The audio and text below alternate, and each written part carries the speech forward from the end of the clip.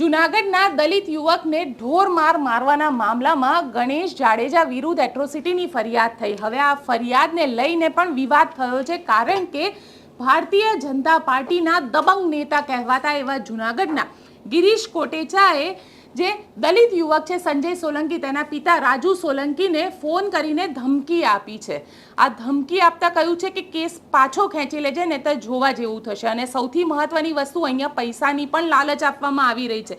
એટલે કોઈ પણ યુવકને પહેલા મારવાનો અને દાદાગીરી કરવાની, જ્યારે કેસ થાય ત્યારે તેને પૈસાની લાલચ આપવાની આ ભારતીય જનતા પાર્ટીની એક સિસ્ટમ થઈ ગઈ છે। આ સવાલ અમે પૂછી રહ્યા છે, ગિરીશ કોટેચાને પૂછી રહ્યા છે, અને ગિરીશ કોટેચાનો એ ઓડિયો પહેલા સાંભળીએ કે જેમાં ગિરીશ કોટેચા રાજુ સોલંકી, જે સંજય સોલંકીના પિતા છે, તેમને શું કહી રહ્યા છે, શું ધમકાવી રહ્યા છે।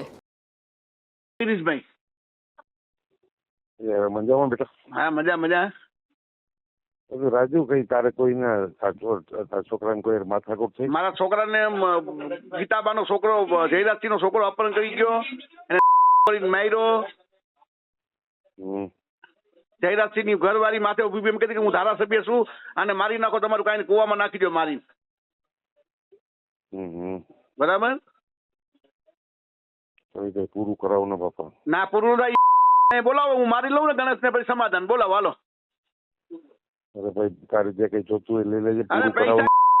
ગણેશ ની, જયરાજસિંહ એને કે તારી ક્યાં હાથ નાખ્યો કેવાય એને,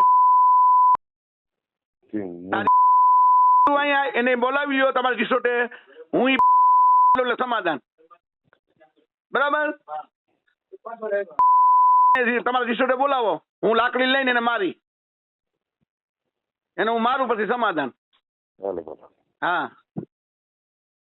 ગણેશ ગોંડલને ક્યાંક એવું લાગતું હશે કે મારી માં ધારાસભ્ય છે અને મારા પિતા જયરાજસિંહ જાડેજા છે, માટે મારી સાથે પોલીસ કોઈ પણ પ્રકારની કાર્યવાહી નહીં કરે।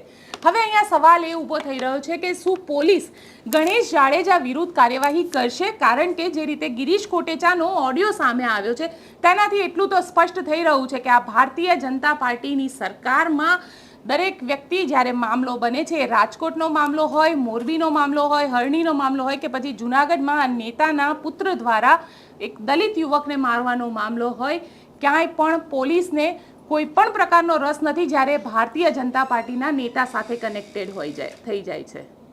આપ શું વિચારો છો? કોમેન્ટ બોક્સમાં ચોક્કસથી લખીને જણાવજો। અમારી ચેનલ નિર્ભય ન્યૂઝને લાઇક, શેર અને સબસ્ક્રાઇબ કરવાનું ભૂલશો નહીં।